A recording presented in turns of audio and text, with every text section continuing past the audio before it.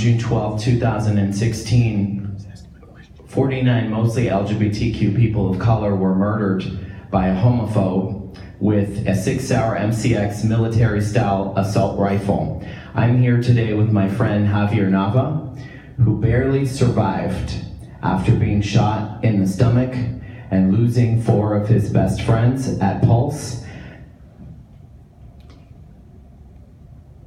You support campus carry. You support the open carry of firearms in public places everywhere in Florida, even as every 17 hours a child is shot. Local newspapers have taken you to task for that, and your response, and I quote, "I'm a proud NRA sellout. I wear that comment like a badge of honor." So here's my question.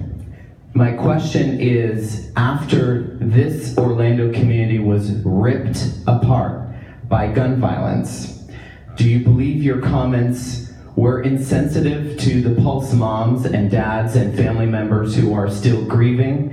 Do you take it back? And if you don't, would you be willing to meet with Orlando victims like Javier to explain to them why they should vote for you if you have already promised to sell us out to the gun lobby before you're even elected? Well, thanks for the question. I am an NRA member, and I'm proud of my membership in the NRA. I'm a lifetime NRA member, as are my 4 children. That was a Christmas present from my dad. That's an example, I think, of what I was just talking about. Different backgrounds, different viewpoints, different perspectives. There isn't anybody in my family, there isn't anybody I know who's a member of the NRA or a lifelong gun collector, or a lifelong hunter, or a lifelong shooter, who ever in a million years would have contemplated doing any of the horrible things that took place in Orlando Pulse or in Las Vegas or in any of the other mass shootings that have impacted our country. You can be a gun owner and not be a serial killer. You can be a hunter and not a hater. You can be someone who has spent your entire life from childhood owning, collecting, shooting, and never once brandish it to a human being. Being a supporter of the Second Amendment and being a gun owner does not mean I hate my fellow man. My high school graduation present was a pistol. My college graduation present was a shotgun. My son got a gun, a Red Ryder BB gun, for his baptism.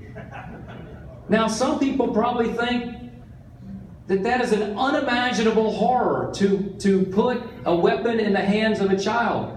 My experience has been that a child who grows up with real firearms and not video games understands their horror and their potential, and if they've ever shot a cantaloupe or a watermelon, they know exactly what it would do if it ever accidentally hurt a human being, and they are especially careful.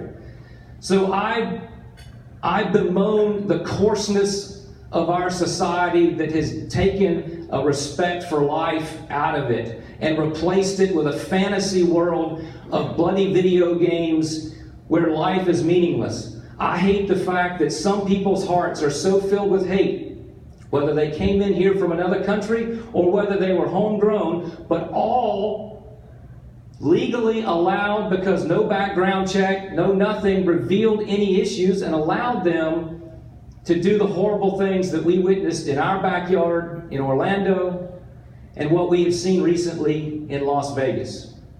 So let's not confuse hatred for fellow man with a heritage, a culture, and a lifestyle of respect for life, but also an outdoor recreation that involves firearms that has been central to our country's identity since its founding. I'd be honored to meet Javier. And I'd be honored to meet Javier this morning. Guns and assault weapons. And I'll be happy to explain my position on firearms. But let's just understand that being a gun owner, and my suspicion is there's 1 or 2 in this room, does not make you a serial killer. Thank you. Next question.